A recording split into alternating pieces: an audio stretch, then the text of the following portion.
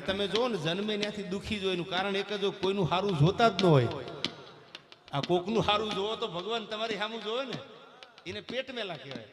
બાજુવાળો ગાડી લાવે દી આખું ઘર ઉપાધિ કરતો, હપ્તા કેમણા ભરાય છે, ક્યાં તમારા બાપુને ભરવા છે. ફોર્ચ્યુનરનું ડીપી એને ભર્યું, હપ્તાની ઉપાધિ, અને તમે તો આરામ કરો યાર.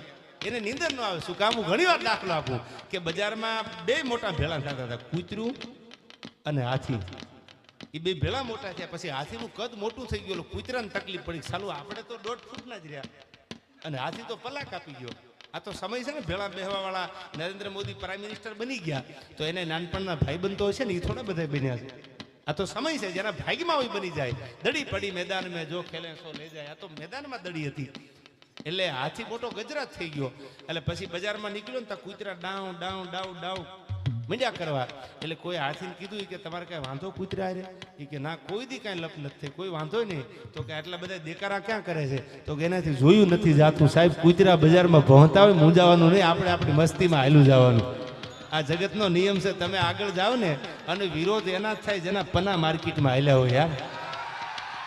એમ બી વિરોધ એના જ થાય છે. બાકી ઉઘાડા પગે નીકળો ક્યાં દુનિયા વિરોધ કરવાની છે યાર.